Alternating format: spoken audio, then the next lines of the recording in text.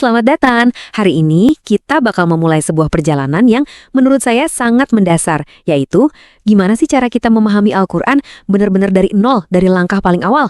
Yuk kita mulai bareng-bareng. Anda mungkin pernah lihat Al-Quran dan mikir, wow, ini kan kitab yang dibaca oleh lebih dari 1 miliar orang. Gimana caranya ya mereka bisa? Kelihatannya mungkin besar dan rumit ya. Tapi rahasianya itu sederhana banget. Semuanya tanpa terkecuali dimulai dari satu hal kecil, satu huruf.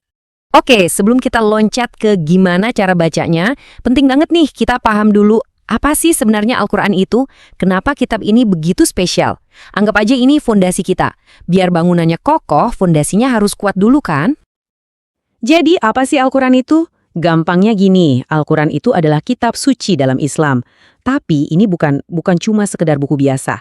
Umat muslim meyakini ini sebagai firman langsung dari Allah yang diturunkan kepada Nabi Muhammad. Tujuannya buat siapa? Bukan cuma buat satu kelompok, tapi sebagai petunjuk untuk seluruh umat manusia. Coba deh bayangin Al-Quran itu kayak semacam GPS atau kompas spiritual buat kehidupan kita. Fungsi utamanya yaitu untuk jadi petunjuk hidup.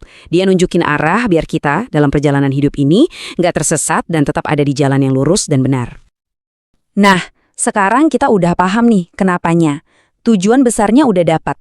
Sekarang saatnya kita masuk ke gimananya. Gimana cara membuka kunci buat membacanya. Disinilah petualangan kita yang seru ini benar-benar dimulai. Sama persis kayak waktu kita kecil belajar A, B, C buat bisa baca bahasa Indonesia. Nah, buat bisa baca Al-Quran, kita juga harus kenalan dulu sama ABC-nya. Namanya adalah huruf hijaiyah. Anggap aja ini adalah kunci-kunci ajaib yang bakal membuka setiap kata di dalam Al-Quran. Terus ada berapa banyak kunci yang harus kita hafal? Ratusan? Ribuan? Enggak, cuma ada 28. Yep, 28. Kedengarannya nggak sesusah itu kan? Oke, yuk kita kenalan satu persatu sama huruf-huruf ini. Oke, kita mulai pelan-pelan ya. Ini 8 huruf pertama. Saya akan sebutkan, coba deh Anda ikuti dimanapun Anda berada. Siap? Alif, Ba, Ta, Sa, Jim, Ha, Kho, Dal. Gimana? Nggak susah-susah banget kan ngucapinnya? Keren. Kita lanjut. Lanjut ke grup berikutnya ya. Kuncinya cuma satu. Makin sering diulang, makin nempel di kepala. Yuk, coba lagi. Dal, Ro, Za, Sin, Shin, Sot, Do, To. Nah, gitu. Bagus banget. Semangat terus. Wah, kita udah lewatin setengah jalan loh. Udah jago nih. Jangan kasih kendor semangatnya ya. Ini dia grup selanjutnya. Dho, Ain, Ghain, Fa, Qaf, Kaf, Lam, Mim. Luar biasa. Dikit lagi selesai. Dan ini dia 4 jagoan terakhir yang akan melengkapi alfabet kita. Yuk kita selesaikan dengan keren. Nun, Waw, Ha, dan Ya. Selamat, keren banget. Anda barusan aja kenalan sama semua 28 huruf hijaiyah. Ini langkah pertama yang super besar loh. Patut dirayakan. Oke, kita udah kenal sama semua hurufnya. Tapi, huruf-huruf ini ibaratnya masih bisu, belum ada suaranya. Nah, biar mereka bisa bernyanyi, kita butuh yang namanya harokat. Gampangnya, harokat itu tanda vokal. Dia yang ngasih nyawa dan bunyi ke setiap huruf.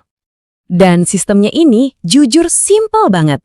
Cuma ada 3 tanda dasar yang perlu kita tahu buat mulai. Coba lihat tabel ini. Kalau ada garis di atas huruf, namanya fathah, bunyinya jadi A. Jadi kalau di huruf Ba, jadinya Ba. Kalau garisnya di bawah, namanya kasrah, bunyinya I, jadi B. Nah, kalau ada tanda kayak koma kecil di atas, itu dhammah, bunyinya U, jadinya Bu. Simpel kan? Ba, Bi, Bu. A, I, U. Gampang banget diingat. Oke, saat yang ditunggu-tunggu, sekarang kita gabungin semuanya. Huruf yang tadi udah kita kenal sama harokat yang barusan kita pelajari. Kita bakal langsung praktek. Dan tujuan pertama kita adalah surah pembuka Al-Quran, yaitu Al-Fatihah.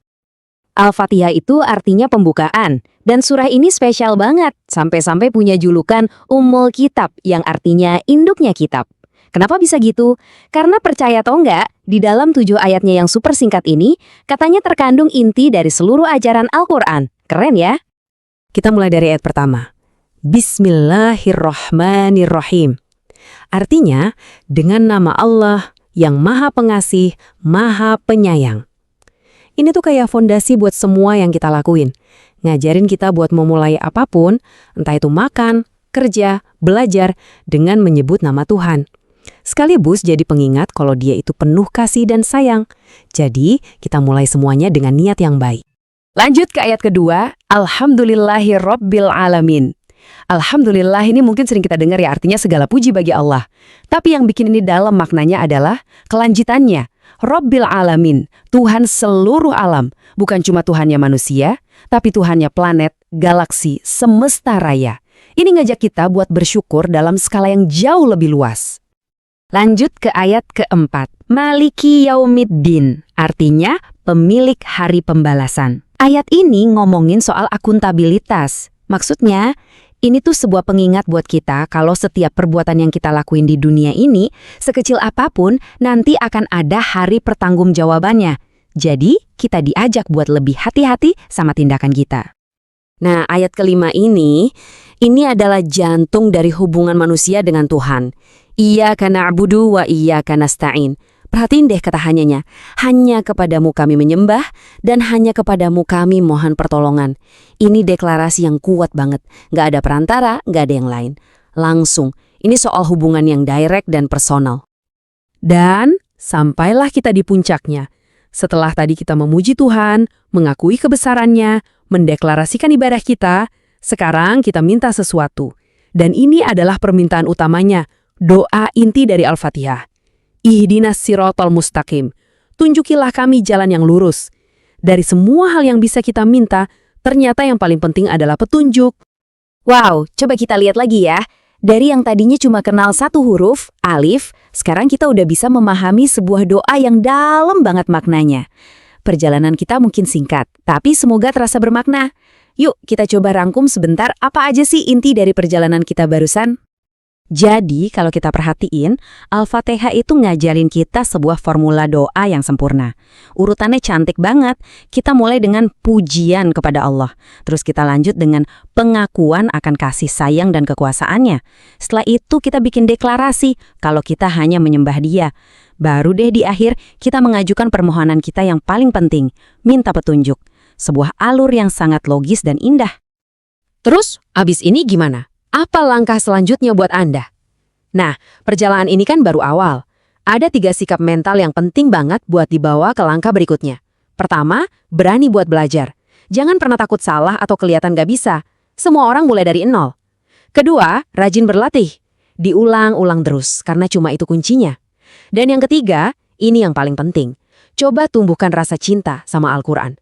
Karena kalau kita udah cinta, belajar apapun jadi terasa ringan dan menyenangkan. Pada akhirnya, semua yang kita bahas hari ini, dari huruf pertama sampai ayat terakhir Al-Fatihah, semuanya kembali ke satu permintaan inti. Bimbinglah kami ke jalan yang lurus. Ini adalah doa yang akan selalu relevan. Dan mungkin ini ninggalin kita dengan satu pertanyaan yang lebih dalam.